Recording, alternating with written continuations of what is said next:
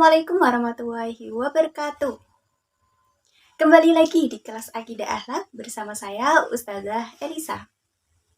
Bagaimana kabar kalian semua? Semoga dalam keadaan sehat semua ya.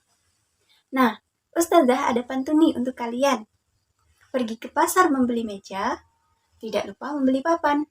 Belajar ilmu dunia boleh saja, tapi ilmu agama jangan dilupakan. Ada yang tahu makna pantun itu apa? Nah, makna pantun tadi itu kita dalam mencari ilmu harus seimbang antara ilmu dunia dan ilmu agama. Karena jika tidak seimbang, maka percuma ilmu yang kita dapatkan tidak akan berjalan beriringan. Maka dari itu, karena hari ini kita akan belajar ilmu agama, yaitu tentang akidah akhlak, mari belajar dengan penuh antusias dan semangat. Sebelum memulai pembelajaran, mari kita berdoa terlebih dahulu dengan membaca basmalah bersama, agar ilmu yang kita dapatkan hari ini barokah dan bermanfaat. Berdoa dimulai. Bismillahirrahmanirrahim.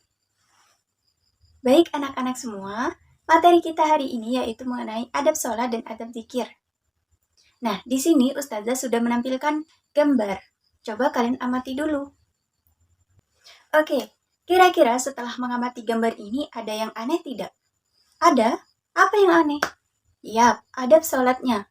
Jadi gambar ini gambar orang yang sedang melaksanakan sholat berjamaah, tetapi karena jamaahnya banyak, maka masjidnya tidak muat. Nah, orang-orang pada akhirnya ada yang sholat di tangga masjid. Contoh seperti ini tidak boleh ditiru, karena sholat seperti ini salah dan tidak sah. Salah dari segi apa Ustazah? Dari segi kiblat, mereka berbeda. Tempat sujud tidak rata, karena di tangga masjid kan. Yang ketiga, tempatnya juga belum tentu bersih dan suci. Yang keempat, safnya pada renggang. Selain itu, ini akan mengganggu konsentrasi dan pastinya mereka tidak akan khusyuk. Mereka sholat sambil ketawa, pasti ya. Sah tidak sholat berjamaah seperti ini? Tidak akan sah, secara adab sudah banyak yang salah. Nah, bagaimana jika menghadapi masalah seperti ini? Lebih baik jika tidak muat, maka diadakan sholat berjamaah kloter kedua. Jika tempat sudah tidak memungkinkan, jangan dipaksakan. Sampai di sini paham? Ya, agar kalian lebih memahami adab sholat dan berzikir, itu apa saja? Kalian simak ya penjelasan dari Ustazah. Materi yang pertama yaitu mengenai sholat. Apa sih sholat itu? Sholat menurut bahasa itu artinya adalah doa. Sedangkan menurut istilah, sholat merupakan suatu ibadah wajib yang terdiri dari ucapan dan perbuatan yang diawali dengan takbiratul ihram dan diakhiri dengan salam. Sholat merupakan salah satu ibadah dalam rukun Islam yang kedua. Sholat merupakan suatu kewajiban yang dihukumi fardu ain bagi muslim yang telah baligh. Tiap muslim wajib melaksanakan sholat selama ia masih hidup. Dalil yang menjelaskan mengenai kewajiban sholat terdapat di dalam Quran Surat Al-Baqarah ayat 43 yang berbunyi wa aqimus sholata wa atuz zakata warka'u ma'ar raki'in, yang artinya tegakkanlah sholat, tunaikanlah zakat, dan rukuklah beserta orang-orang yang rukuk. Ayat tersebut menjelaskan bahwa kita diperintah untuk melaksanakan sholat dan menunaikan zakat. Sedangkan maksud dari rukuklah beserta orang-orang yang ruku artinya kita dianjurkan untuk sholat berjamaah. Dalam Al-Baqarah ayat 45 juga menjelaskan mengenai perintah menjalankan sholat yang berbunyi wasta'inu bis-sabri was-shalah wa innaha lakabirotan illa 'alal khashiin, yang artinya mohonlah pertolongan kepada Allah Subhanahu wa taala dengan sabar dan sholat. Sesungguhnya sholat itu benar-benar berat kecuali bagi orang-orang yang khusyuk.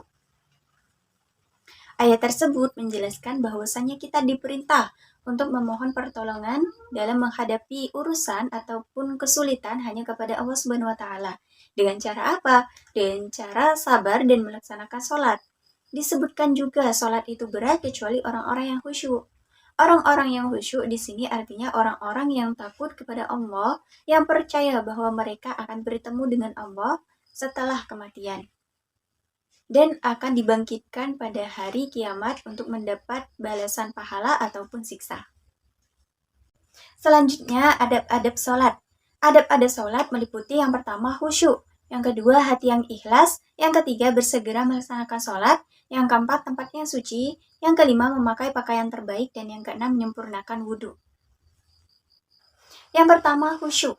Sholat harus dilakukan dengan khusyuk. Khusyuk merupakan inti dan roh sholat. Sholat yang tidak disertai dengan kekhusyukan ibaratnya badan tanpa roh. Dalam melaksanakan sholat, kita renungkan seolah-olah sholat menjadi ibadah terakhir yang akan dijalani di dunia. Yang kedua, hati yang ikhlas. Allah Subhanahu wa Ta'ala tidak akan menerima kecuali amal yang dikerjakan dengan penuh keikhlasan. Ria atau menampakkan ibadah, dan sum'ah atau memberitahukan ibadah kita kepada orang lain dengan tujuan agar dipuji, termasuk penghalang diterimanya amal seorang hamba. Yang ketiga, bersegera melaksanakan sholat. Dalam mengerjakan sholat, sebaiknya menyegerakan waktu pelaksanaan sholat. Maksudnya, ketika waktu sholat sudah tiba, maka dianjurkan untuk segera melangsungkan. Yang keempat, tempat yang suci. Tempat untuk sholat itu harus suci dan bersih dari najis, serta rapi. Selain itu, tidak ada tulisan atau gambar yang dapat mengganggu pelaksanaan sholat. Yang kelima, memakai pakaian terbaik. Saat melaksanakan sholat, diusahakan memakai pakaian yang terbaik serta menutup aurat dengan sempurna. Yang keenam yaitu menyempurnakan wudhu. Wudhu seharusnya dilakukan dengan sebaik dan sesempurna mungkin. Dalam hadis riwayat Muslim yaitu dari Abu Hurairah radhiyallahu anhu, Rasulullah SAW bersabda, "Maukah kalian aku tunjukkan sesuatu yang dengannya Allah Subhanahu wa Ta'ala menghapus kesalahan dan meninggikan derajat?" Mereka menjawab, "Mau ya Rasulullah." Beliau bersabda, "Menyempurnakan wudhu walaupun di waktu yang sulit." Nah, selanjutnya ada hikmah sholat. Ibadah sholat akan memberikan hikmah bagi seseorang yang mengerjakannya. Di antaranya yaitu, yang pertama menjadi tabir dari siksa api neraka. Yang kedua menjadi tempat keridhaan Allah Subhanahu wa Ta'ala. Yang ketiga dapat memberatkan timbangan kebaikan di akhirat. Yang keempat dapat menenangkan hati. Dan yang terakhir dapat menyehatkan badan. Nah, materi yang kedua yaitu ada adab berzikir. Berzikir adalah sebaik-baik amal. Zikir ini merupakan perbuatan yang paling berkualitas di sisi Allah dan mampu mengangkat derajat seorang hamba lebih tinggi lagi. Apa sih zikir itu? Zikir secara bahasa berasal dari kata zakaro yang berarti menyebut atau mengingat. Secara istilah, zikir adalah ingat kepada Allah Subhanahu wa Ta'ala dan menghayati kehadirannya, kemahasucian, kemahaterpujiannya, dan kemahakebesarannya. Adapun tujuan zikir adalah mengucap atau menyebut Asmaul Husna, yaitu nama-nama Allah Subhanahu wa Ta'ala atau kalimat-kalimat thayyibah, agar dapat senantiasa ingat kepada Allah Subhanahu wa Ta'ala. Zikir biasanya dilakukan seorang muslim ketika selesai melaksanakan sholat, namun ternyata zikir juga dapat dilangsungkan sewaktu-waktu demi mengingat Allah Subhanahu wa Ta'ala. Dalil yang menjelaskan berzikir yaitu ada pada Quran Surat Al-Ahzab ayat 41 yang berbunyi, "Ya ayyuhalladzina amanu dzkurullaha dzikran katsiran," yang artinya, "Wahai orang-orang yang beriman, ingatlah Allah Subhanahu wa Ta'ala dengan zikir sebanyak-banyaknya." Ayat tersebut memerintahkan kita, orang-orang yang beriman, untuk mengingat Allah Subhanahu wa Ta'ala dan cara berzikir sebanyak-banyaknya, dimanapun dan kapanpun. Adapun adab-adab berzikir yaitu yang pertama, membaca zikir sesuai dengan sunnah Nabi Muhammad SAW. Yang kedua, memahami maknanya. Yang ketiga, tempat yang suci. Yang keempat, memakai wewangian. Adab yang pertama yaitu membaca zikir sesuai dengan sunnah Nabi Muhammad SAW. Dalam suatu hadis Rasulullah SAW menyebutkan, "Sesungguhnya hatiku tidak pernah lalai dari zikir kepada Allah Subhanahu wa Ta'ala. Sesungguhnya aku beristighfar 100 kali dalam sehari." Hadis riwayat Muslim. Selain itu dari Abu Dzar bahwasanya Rasulullah SAW pernah ditanya orang, "Apakah ucapan zikir yang paling utama ya Rasulullah?" Jawab beliau, yaitu ucapan zikir yang dipilihkan Allah Subhanahu wa Ta'ala bagi para malaikatnya dan hamba-hambanya, yaitu Subhanallahi wa bihamdihi, Maha suci Allah Subhanahu wa Ta'ala dan Maha terpuji. Hadis riwayat Muslim. Yang kedua, memahami maknanya. Mengetahui makna dan arti sangat penting demi pahamnya tentang maksud yang diinginkan dari bacaan tersebut. Dengan demikian, perasaan di dalam hati juga akan turut serta merasakan lantaran sudah tahu arti katanya. Yang ketiga, tempat yang suci. Pelaksanaan zikir sebaiknya dilakukan di tempat yang suci, artinya jauh dari najis. Selain itu, dianjurkan untuk menghadap kiblat dan melaksanakan dengan sepenuh hati. Yang terakhir, yang keempat, yaitu memakai wewangian. Tempat dan pakaian yang digunakan sebaiknya dalam kondisi wangi, bersih, dan halal. Bahkan, makanan yang biasa dimakan juga wajib berasal dari sesuatu yang halal pula. Selain beberapa adab di atas, sejumlah perilaku positif lainnya dapat dilaksanakan ketika berzikir, yaitu dengan mendahulukan yang wajib daripada perkara sunnah. Selain itu juga dengan tidak mengubah lafal atau tulisan bacaan zikir tersebut. Nah, apa sih hikmah dari berzikir? Hikmah berzikir yaitu yang pertama dapat mendekatkan diri kepada Allah Subhanahu wa taala.